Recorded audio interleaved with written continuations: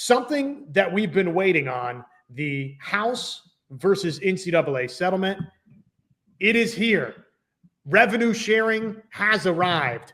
Iowa, we know, will compensate players up to the maximum, the $20.5 million per school in this upcoming 2025-26 calendar year.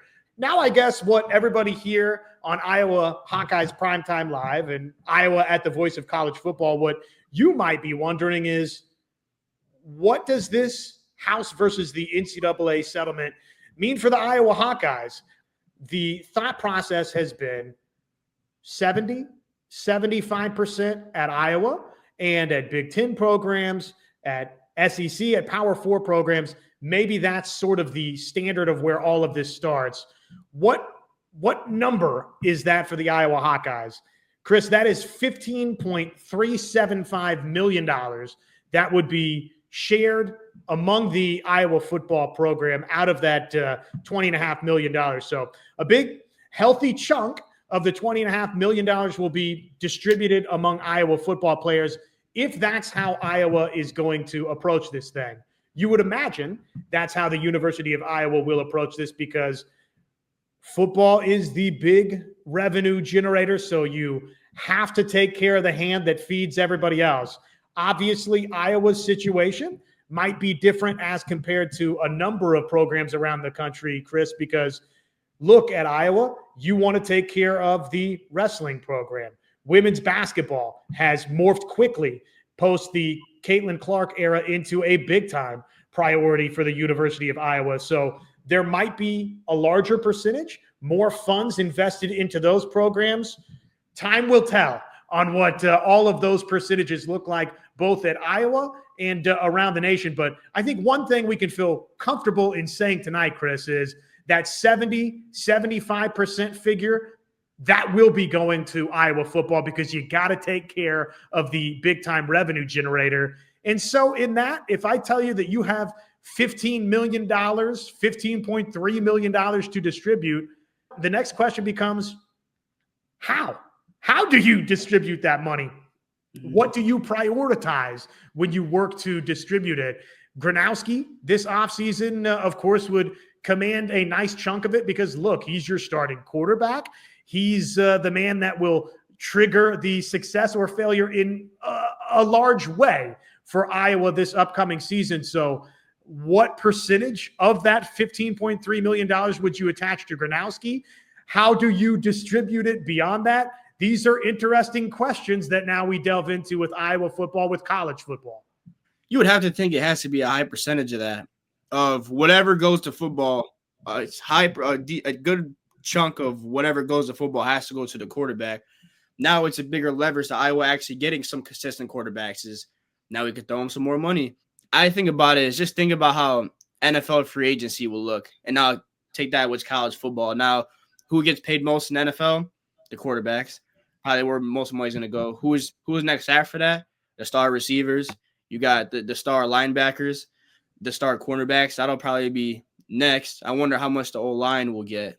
Chad Leistico with the Des Moines Register, he had an interview with Tyler Barnes, the general manager for Iowa football recently, and he broke down some of the thoughts on how Iowa, with Barnes' oversight and his comments, how Iowa would go about paying its roster now in this new revenue-sharing model of college athletics. The way that Iowa is going to allocate these funds, I think this could be, again, good for Iowa football. I like their approach in this.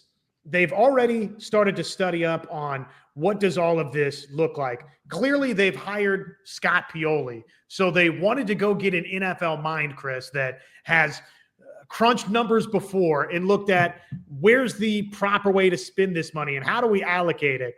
Well, Tyler Barnes has done that as well. I'm reading from the comments that he made with Chad Leistico on the Hawk Central podcast. Barnes had gathered data from over a 10-year period and examined the NFL's best 8 performing franchises. So your Kansas City Chiefs of late, your Baltimore Ravens, your San Francisco 49ers, franchises that have won they also looked at, okay, what's going on with the 8 worst teams in the NFL?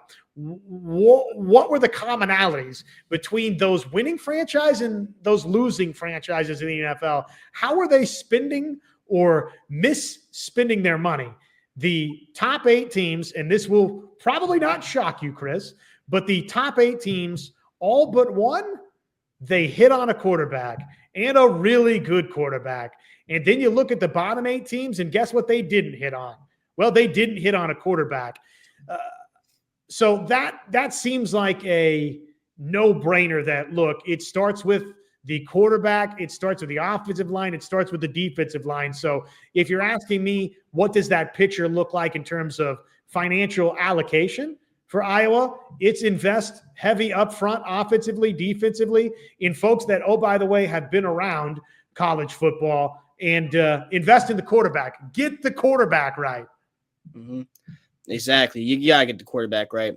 Definitely starts with the quarterback. We've seen it in the NFL and we see it in college football. Just what a good quarterback doesn't always translate to winning, but it definitely is the number one key to translate to winning in championships, because you don't really win championships with a mediocre quarterback. It's always a star quarterback, someone that is able to take charge and lead the offense past a great defense. There's that saying, great offense beats great defense.